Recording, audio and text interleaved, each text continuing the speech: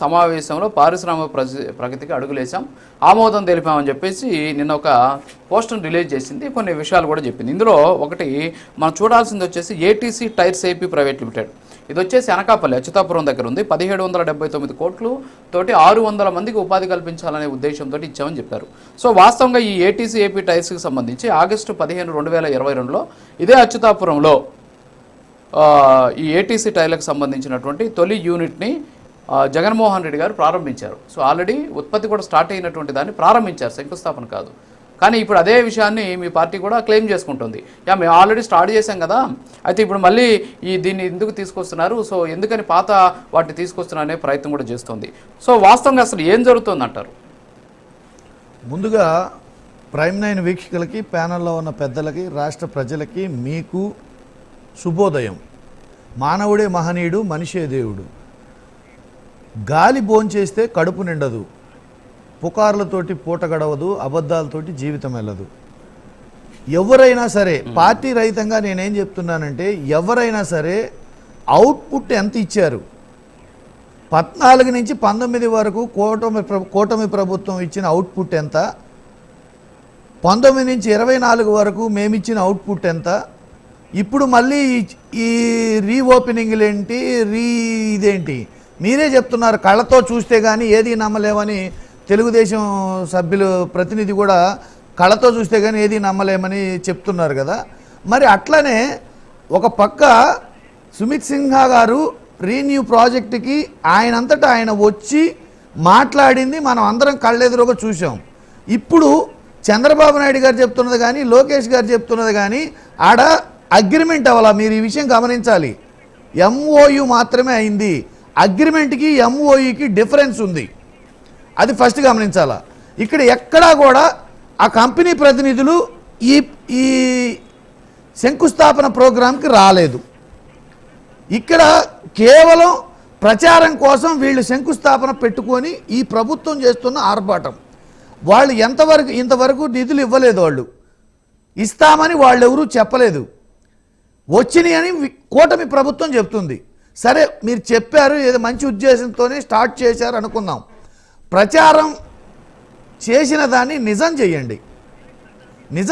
మీకు ఇప్పుడు మీరు అందరూ చెప్పేది ఏంటంటే, ఇప్పుడు పెనంలో సభ్యులైనా పార్టీ రహితంగానా మనందరం ఆంధ్రప్రదేశ్ వాసులమే, ఆంధ్రప్రదేశ్ బాగుపడితే అందరూ సంతోషించే వాళ్ళమే. పాలకులు అబద్ధాలు ఆడొద్దు. ఫస్ట్ జరిగిపోయిన వాళ్ళ మీద నిందలేస్తూ మీరు కాలం గడపొద్దు. మీరు అవుట్పుట్ ఇవ్వండి.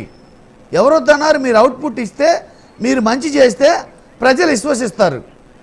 జగన్మోహన్ రెడ్డి గారు అది చేశారు. ఇప్పుడు సంవత్సరం అయిందండి, సంవత్సర కాలం అయింది ప్రభుత్వం మారి, కూటమి ప్రభుత్వం వచ్చి.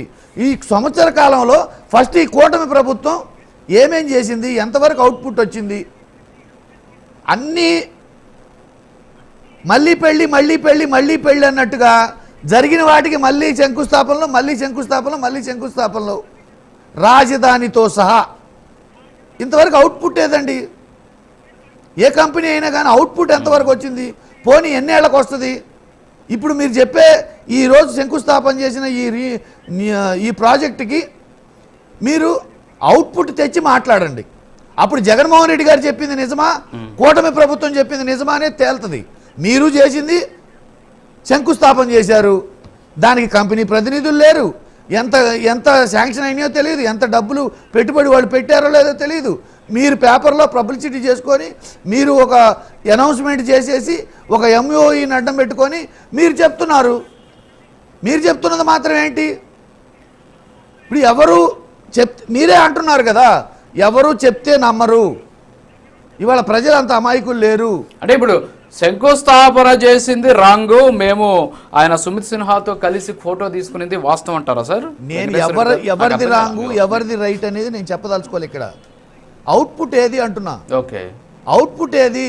అవుట్పుట్ వస్తుంది సార్. 14 నుంచి 19 వరకు తెచ్చిన అవుట్పుట్ ఏది? 14 నుంచి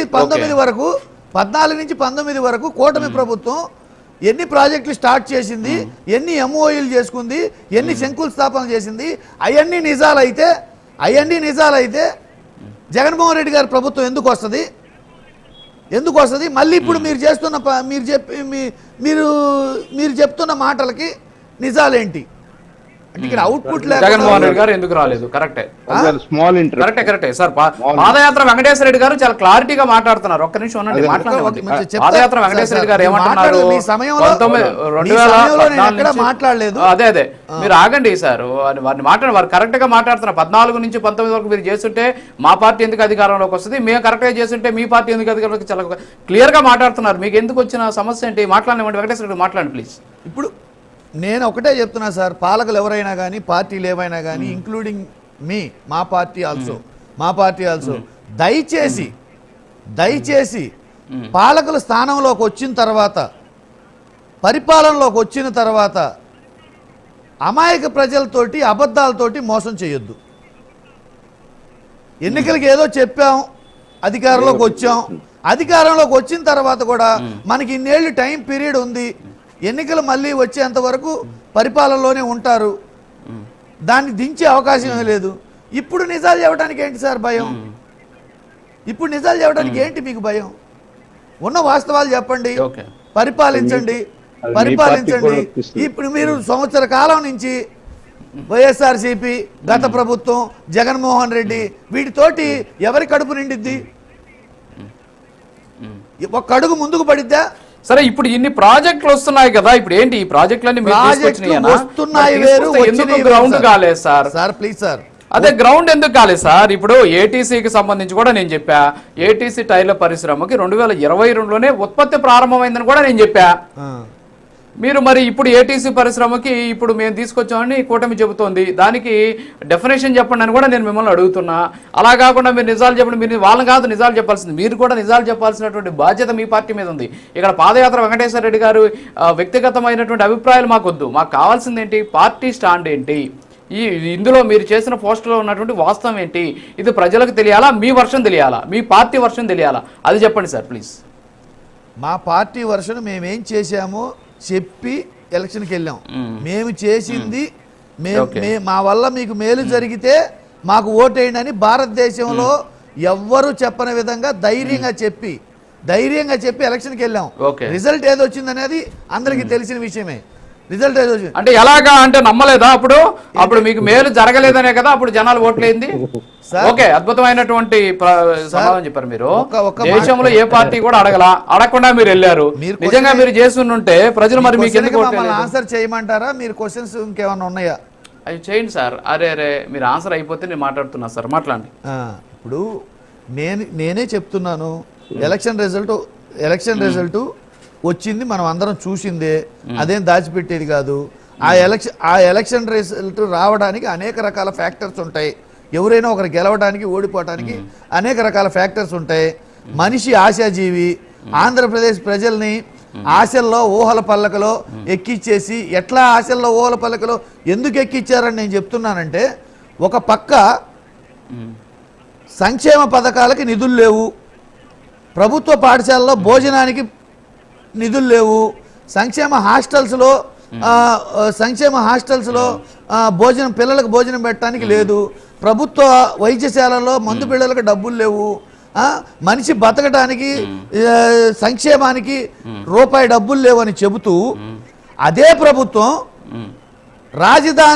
రాజధానిలో లక్షల కోట్లు ఖర్చు పెడతాము, శ్వేత సౌధ భవనాలన్నీ నిర్మిస్తాము, ఒలింపిక్స్ పెడతాము, బుల్లెట్ ట్రైన్ తెస్తాము, కార్గోలో కూరగాయలు తరలిస్తాము, ఇవన్నీ చెప్తున్నారంటే నాకు ఒక సామెత గుర్తొస్తుంది. తల్లికి ముద్ద పెట్టలేని వాడు పిన్నమ్మకి బంగారు గాజులు కొని పెడతాడు అన్నాడట.